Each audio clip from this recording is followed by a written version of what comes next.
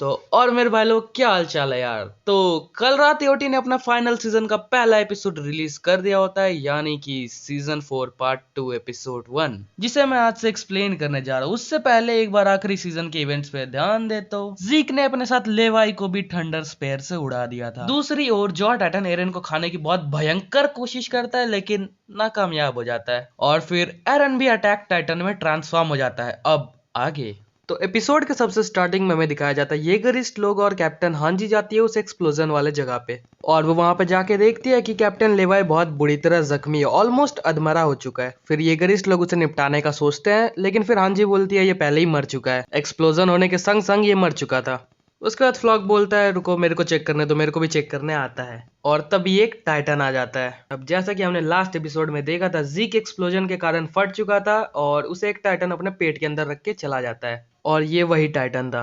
और उस टाइटन के अंदर से धुआं निकल रहा था या गायब हो रहा था पता नहीं, लेकिन पूरा धुआं धुआं कर दिया था उसने। और जैसे ही धीरे धीरे धुआं खत्म होता है उस टाइटन के अंदर से जीक निकलता है, वी फुल्ली रिकवर्ड।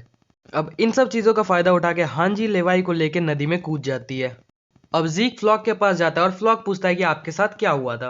फिर जीक बताता है कि एक अनजान लड़की उसके शरीर को मिट्टी से बना रही थी। उसके बाद फ्लॉक बोलता है कि चलो चले, अब हमारे रास्ते में कोई नहीं आने वाला।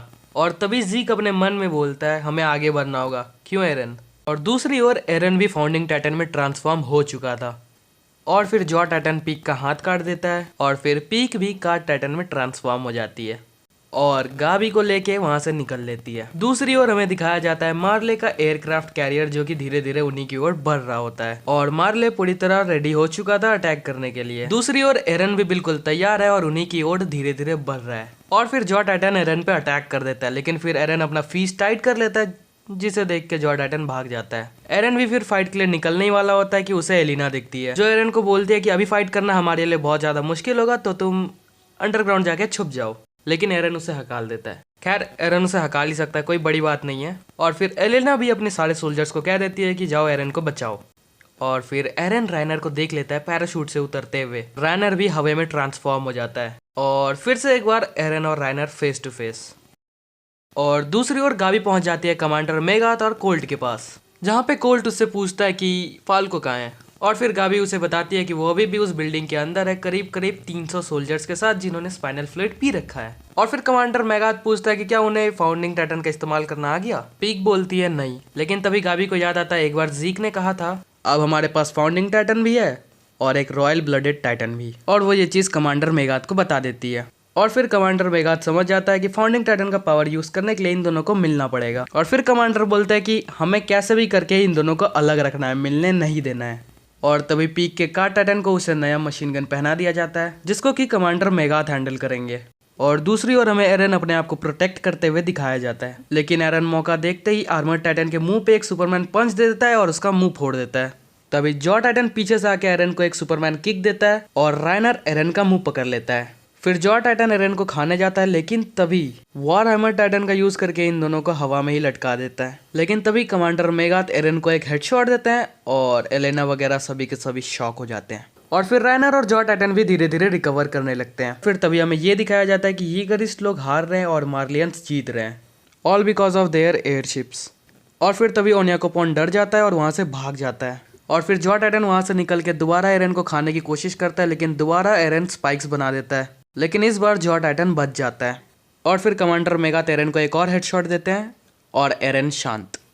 और फिर राइनर भी रिकवर हो जाता है और अपने चेस्ट के अंदर से स्पाइक निकाल के बहुत ज़्यादा बेरहमी से एरन के अंदर घुसा देता है।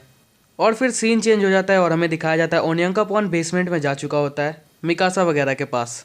और फिर वो उनको प्रिजन से निकाल देता है और उनसे हेल्प मांगता है। और फिर वो बोलता है कि अगर वो लोग एरन का हेल्प नहीं करेगा तो एरन हार जाएगा और फिर फाउंडिंग टाइटन का पावर मार्ले के पास आ जाएगा। लेकिन वो लोग हेल्प के लिए मना कर देता है, क्योंकि उनको लगता है ओनियांकापॉन की एलिना के साथ मिलके सबको धोखा दिया है। लेकिन ओनियांकापॉन कहता है कि अगर वो मार्ले का बात नहीं मानता तो एलिना उसे उड़ा देती। और साथ ही साथ ओनियांकापॉन जैसा लोग को स्पाइनल फ्लूइड के बारे में पता भी नहीं होता, जिस बात को सेफ कंफर्म करता है। और फिर वो लोग सोच विचार करने लगते हैं। आर्मिन सजेस्ट करता है कि आखिर एरन ही है जो फाउंडिंग टाइटन का पावर यूज करेगा, इसीलिए वो येलिना को मना नहीं करता और प्लान ऑथराइजेशन एक्सेप्ट कर लेता है। और फिर आर्मिन मिकासा से पूछती है क्या वो एरन का हेल्प करना चाहती है। और फिर मिकासा कहती है कि वो एरन का हेल्प करेगी, लेकिन उसको लगता है कि ऐसा डिसीजन का कारण उसका जेनेटिक्स है, क्योंकि लास्ट सीजन में एरन मिकासा को बताता है कि एकरमैन अपने आप में ही एक स्लेव है और उनके जन्म का मेन पर्पस है एल्डियन किंग को बचाना।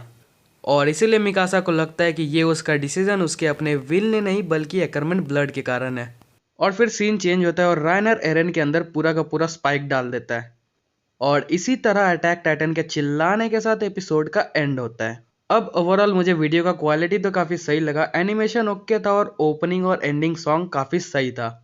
खैर फिलहाल के लिए इतना ही, मिलते हैं अगली वीडियो में। Thanks for watching.